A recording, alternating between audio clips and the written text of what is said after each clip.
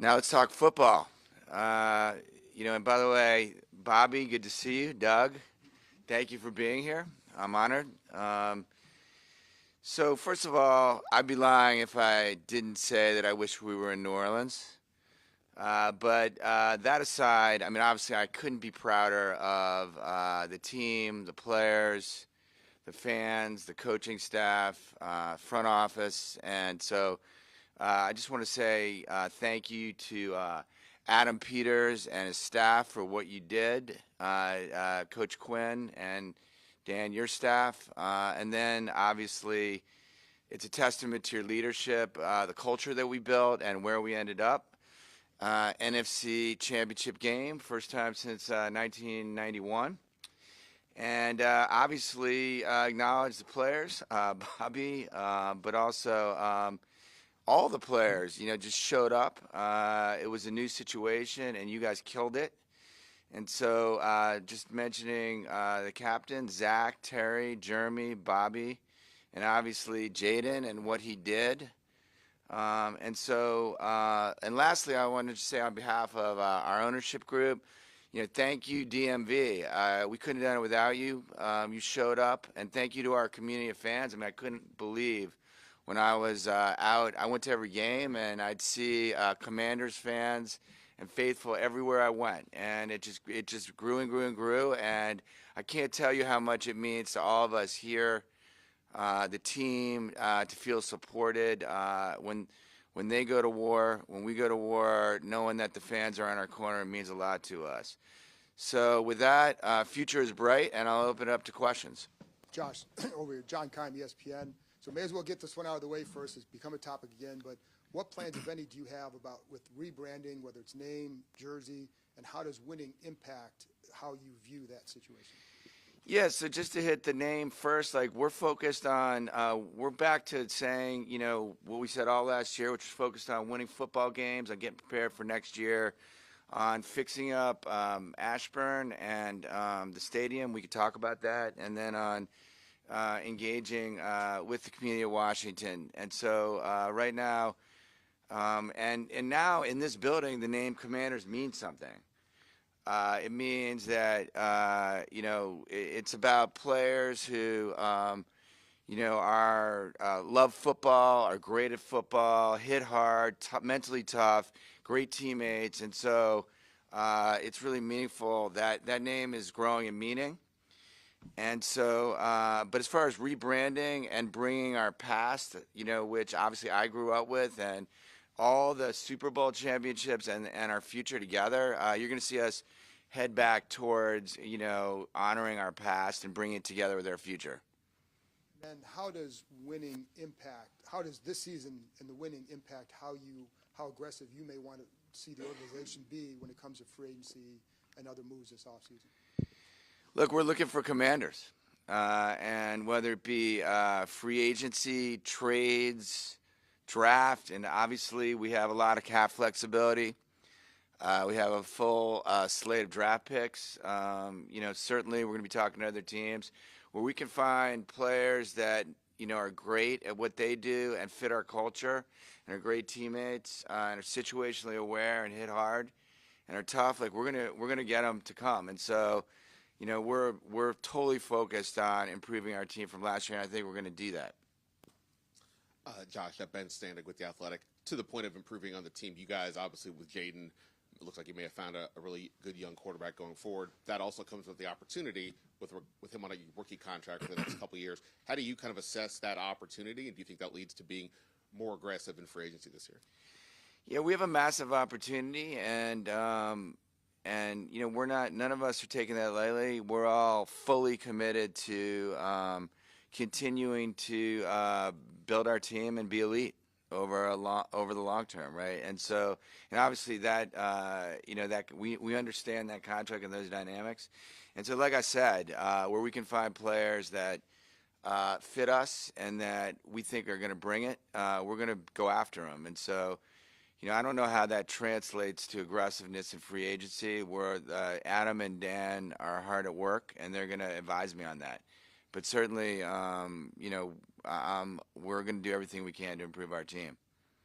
And obviously the way the season unfolded, getting all the way to NFC Championship game, you've said, hey, this is pretty obviously great, but also a bit surprising. You can tell us now, what were your realistic expectations going into this last year about what you guys thought you would actually do? You know, look, I knew we were going to go. No, I'd say I predicted. No, look. Obviously, the season came out amazing and better than anyone expected, and no one could have sat where we were all sitting at the beginning of the season, where we had entirely, for the most part, a new coaching staff, a new front office. More than half the players were changed, but obviously, credit to Adam and Dan and their staffs for bringing everyone together, and credit to the players for making it happen on the field. And so, look, we got it. We've arrived, and that changes expectations. And I've lived through this before, and we welcome it. And we're just going to work harder and to create a situation where next year we win. Josh, David Aldridge with The Athletic.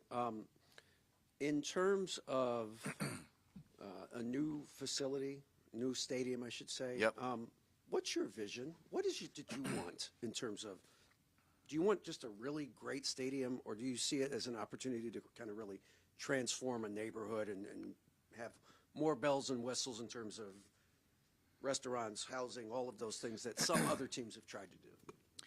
Yeah, so I have 3 or 4 things in mind. I mean, obviously, for me personally, I grew up with a great stadium, and I understand, what it's like to play in a stadium that, where it's hard for the visiting team to play, right? I mean, we've experienced different stadiums. Like I said, I've been to every game for the last 2 years, and I see differences. And so, the primary objective is to create a stadium that we're going to win in, because I think if we do that, and so there's all kinds of decisions that go into that. But I also think that we have a responsibility. When a city, takes land and utilizes it, for a stadium, right? They're taking it away from other things they could do, and so it's our responsibility to make it, an amazing economic development opportunity for where it is, and create a lot of jobs, and help that area, right? And so as I think everyone knows, we're considering multiple jurisdictions, but in each case, right, those areas need help, need improvement, and so that's got to be part of it. And the cities themselves have to have their own input as to what they want. These are political processes, right? And they matter to the neighborhoods and to the greater areas. So we're, right now in the middle of all that. And so, yeah, I think it's both. But for me personally, I start with, we need to have a great place where our fans can show up and feel and as much as possible, we want that to be an advantage to our team in terms of winning on the field. Does the success this season speed up a potential timeline? I know you got to go through jurisdictions, cities, city councils, state governments, so there's a certain friction there that you have to navigate that you can't do anything about. But do you think that you've gained a year or more in terms of timeline by the success of the season? Yeah, look, any time that you win on the field, I mean, we all now experienced what it was like here, right? And it was the reawakening of Washington football here in the DMV and everywhere, right? Because there's lots of people who grew up with the team that I grew up with, and so anytime that you get that reawakening, right, the population at large is supportive, right? And so there's no question that there's some momentum, and we would hope to capitalize on it. But I mean, obviously, we're in dialogue with jurisdictions, with Washington, with Maryland, and really they're what they want to do is a big part of it also. And so, and every indication is that everyone is supportive, and so we're just gonna try to move it forward as fast as possible. Hey, Josh, Sam Fortier with the Washington Post. Hello. In November, at a Bloomberg event with David Rubenstein, you said that D.C. would be the most politically viable because it would be the most accepted by all jurisdictions. I'm wondering if you still feel that way, and if you could explain your thinking there.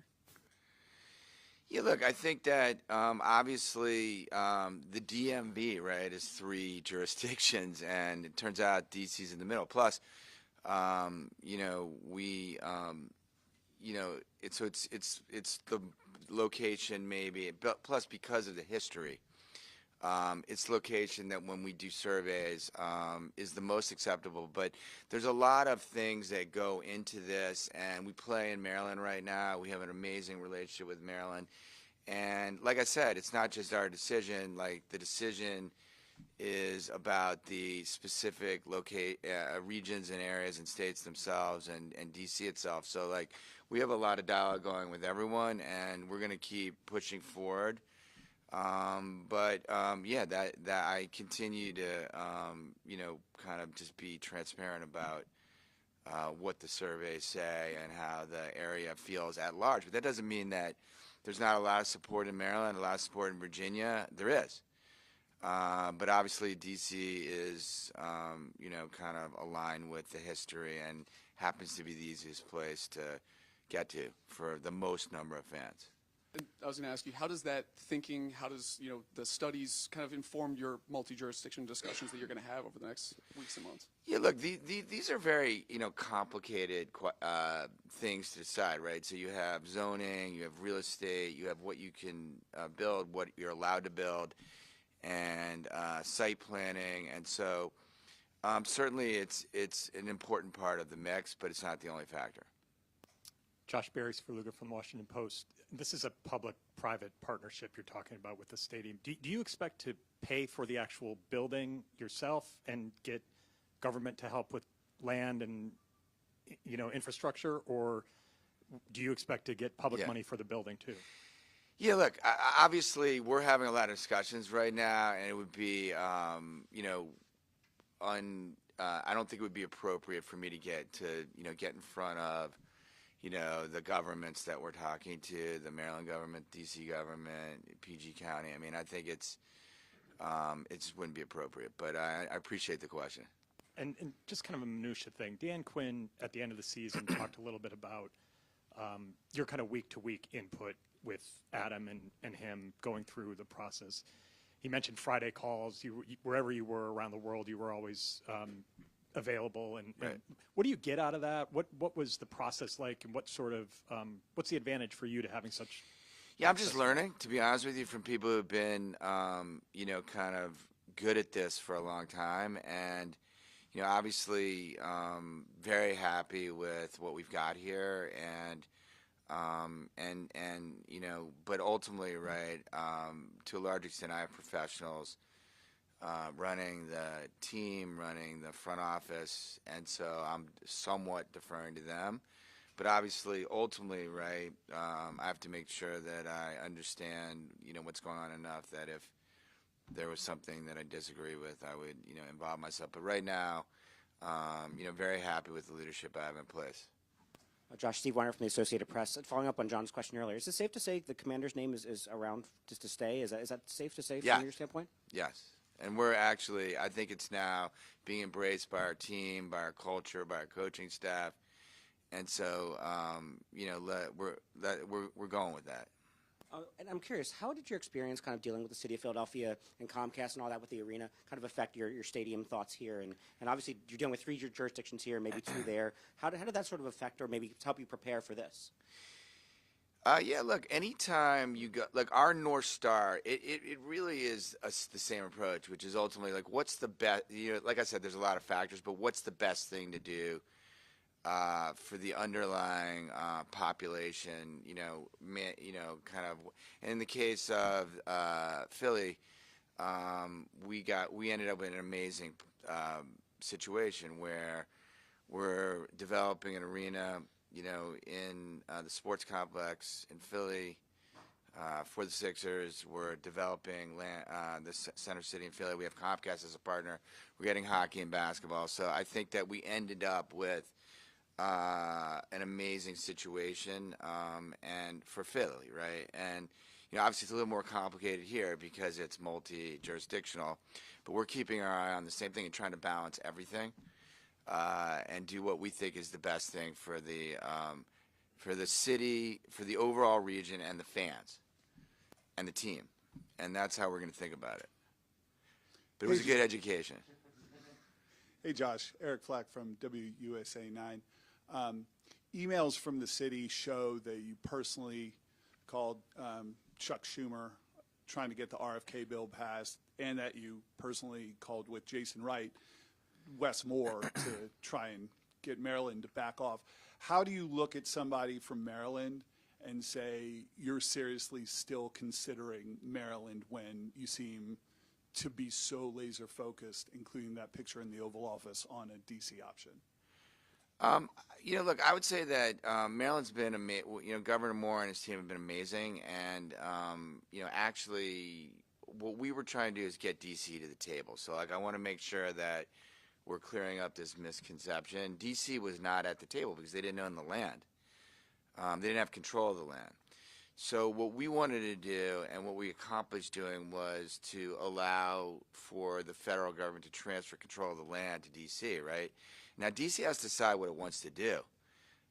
It's got a lot of flexibility to do whatever it wants with the land, and Governor Moore was incredible in terms of saying, we went to Governor Moore and we said, look, we just want D.C. at the table, and he said, look, I'm on board for that, but I want to make sure that if that's a direction that D.C. wants to go and you want to go, that you take care of Maryland also. And, of course, we were going to do that anyway.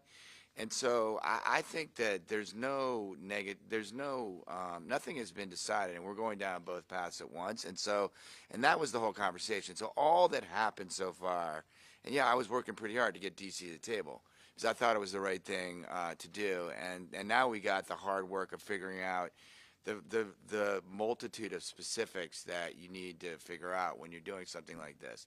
And DC really has to decide what it wants to do.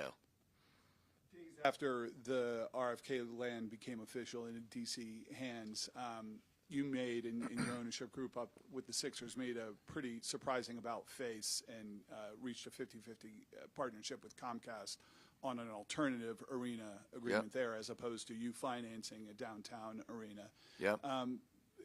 Are those two things separate, or can you see them as intertwined? And if you're saving money in Philly, does that mean there's more money for a Commander Stadium here? Yeah, so, listen, first of all, they're not intertwined at all. They're totally separate situations, and obviously, we have the ability to finance both the arena and the stadium. They're totally separate situations, and so. And listen, ultimately, deals, about face. Deals kind of come. Ultimately, if you keep your eye on what's the best thing for the city, negotiations don't happen in a smooth way, and then you got to be able to pivot and willing to pivot, and when you think it's the right thing to do. And so we ended up in a great place in Philly, and I'm hoping we end up in a great place, and I'm very, very confident we'll end up in a great place here. Mr. Harris, Mark Seagraves, NBC Washington. And I understand why you don't want to get ahead of the conversation on the proposals coming from Maryland and D.C., but from your point of view, D.C. has several different stadiums with several different models, business models. Do you see a stadium in D.C., a business model that you prefer? Do you prefer to own the stadium yourself? Would you want to play in a stadium that is owned by the jurisdiction? Yeah, again, I appreciate all these questions, and I'm going to go back to my same answer, which is that really it would be D.C. and Maryland are deciding what they want, right? And then we're going to react to that and let those conversations play out in confidence. And all I can tell you is that we're really hard at work right now trying to move the process forward with everyone and try to figure out, again, an amazing place where opposing teams fear to come and our fans love to come and our players love to come, and then do that in the context of, really improving the area where we're building and creating a lot of jobs and economic development. So that's what we're going to do. But I can't really get into the specifics. The cities have to, dictate, when and how we talk about some of those details. And then obviously I'm happy to be available and react to them, but that's really the appropriate way for me to move forward on all this. Do you have a timeline on when you would like to have proposals in hand and make a decision and break ground? Can you update us on that timeline for you? Yeah, I think we've talked about being done in 2030 as being a base case. We're going to sort of stick with that and not get into, kind of like, the specifics of the timeline because, again, we're reacting to a political process. And, look, you should listen to the jurisdictions themselves. They've given some hint as to what they think. And, I'm listening to them like you are and reacting, and we'll keep up. And so I'm going to let them, drive the conversation on timing and process and financial details, because that's the way I think it should be. My last key. Can you just what do you say to taxpayers about justifying why taxpayers should in any way fund, regardless of the jurisdiction, building a stadium for a professional team? Yeah, again, I think that by and large, anything we do will create massive economic opportunity for that area, from thousands of jobs to, a ton of economic opportunity moving forward, construction jobs, and a lot of development opportunity around it. And so that'll all be in the mix, right? And I understand that question, right? And I've been through this. And the cities are going to make that case, and then we're going to stay behind the cities and allow them to make the case they want to make. But certainly, that will all be. It's going to have to make sense for the people living there, right? And the communities themselves, of course, no question. Hey, Jess, Scott Abraham, ABC7. Obviously, this time last year, you officially announced that Dan Quinn was going to be your head coach. So quite the 12 months for you. What are you most proud of over these 12 months?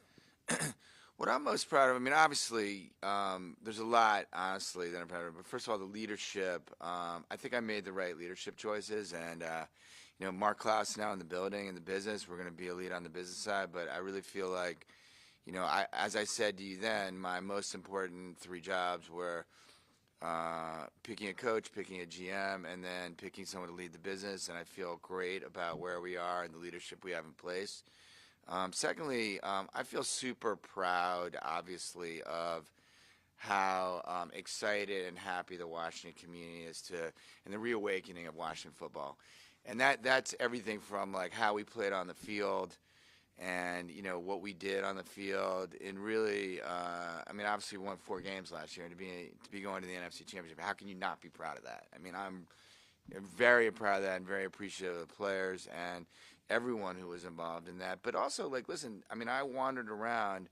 I made it a point of meeting a lot of fans in the stadium, outside of the stadium, and people are super happy here. And, people were literally crying in bars, and, grown men, grown women, and it's really helped the happiness and the excitement. And there's very few things in the DMV that unites the whole DMV, and the Washington Commanders is like front of the list. And so that's probably the thing I feel most proud about, that people here are appreciative of Washington football again, like I felt when I was growing up. And so let's keep it going. Clearly, there's a lot of talk with the new stadium, but what about a training facility? Are you committed to keeping it here in Ashburn? Obviously, you invested in a brand new grass field. What are your thoughts on maybe building a new training facility in a different jurisdiction, or do you have plans to stay here in Ashburn? Yeah, so first of all, we're going to do a lot of things in the offseason to make players' lives better, to make coaches' lives better, to make front office lives better, and obviously, whether it's the wet area, the weight room, our indoor facility, you're going to see a lot of changes here, and you're going to see a lot of changes in the stadium. We're going to continue to build on, the $75 million we had earmarked, so that'll be north of 100. We got a whole bunch of plans to help the premium areas, to continue to build infrastructure and to continue to make the upper deck better. A lot of stuff. And so, but here, really, we're going to focus right now on the stadium itself, and this, and I think the players like to be here, coaches like to be here. That's not to say that we won't revisit it over time, but we're focused on fixing this place up right now. We're certainly, going to look at that, but like right now, the big project is the stadium, and so right now we're going to spend a lot of money trying to make this place better for the people that work, live, and play here. Thank you, guys. Thanks, everyone. Bye-bye. Next time I need a better chair almost.